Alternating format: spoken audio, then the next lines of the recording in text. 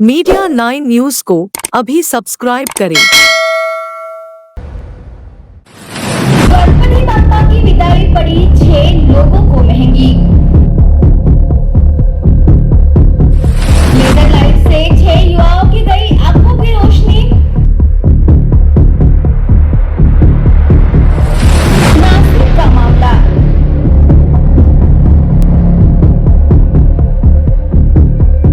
नासिक शहर में डीजे और लेजर शो के साथ उत्साही युवाओं ने नाच गाकर गणपति बाप्पा को विदाई दी। हालांकि कुछ ही घंटों के बाद शहर के कई नेत्र रोग विशेषज्ञों के पास आंखों के मरीज बढ़ने लगे और करीब 6 मरीज पंजीकृत हो गए। प्रारंभिक जांच से पता चला कि शहर के 20 युवाओं की आंखों की रोशनी अचानक चली गई। विसर्जन जुलूस के दौरान लेजर लाइट के कारण युवाओं की पलकों पर खून के थक्के जमने और जलन होने की बात सामने आने के बाद हड़कंप मच गया। नासिक शहर में बप्पा को बड़े ही हर्षोल्लास के साथ विदाई की गई। करीब 5 साल बाद डीजे पर लगे प्रतिबंध के हटने से विसर्जन जुलूस में डीजे की आवाज सुनाई देने लगी।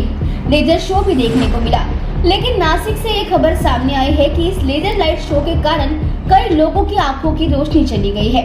सामने आया है कि शहर में नेत्र रोग विशेषज्ञों के पास करीब 6 मरीज रिपोर्ट हुए। मनसे अध्यक्ष राज ठाकरे के ट्वीट में कहा गया कि गणपति विसर्जन जुलूस में लेजर लाइट के कारण कई लोगों की आंखों की रोशनी जा रही है और अब नासिक में भी यह उदाहरण धीरे धीरे सामने आ रहा है।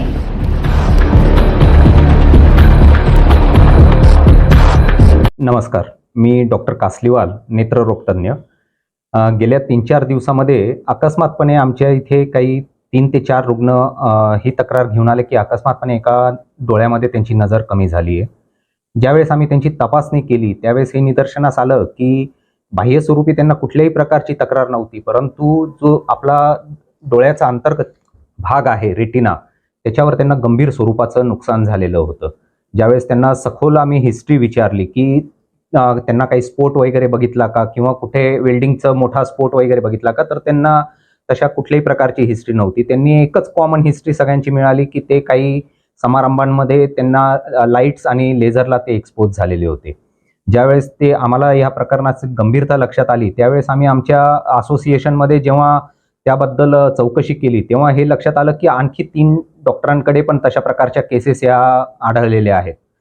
तर आम्ही त्याचा सखोल अभ्यास केला। आमचे मित्र डॉक्टर गणेश भामरे यांनी, रेटिना तज्ञ यांनी पुढील तपासण्या वगैरे केल्या तेव्हा हे लक्षात आलं की त्यांच्या रेटिनामध्ये काही जणांना अत्यंत गंभीर स्वरूपाचे नुकसान त्याच्यामध्ये झालेलं आहे। त्यांची सगळ्यांची ट्रीटमेंट चालू आहे आणि पुढील आता उपचार चालू आहेत।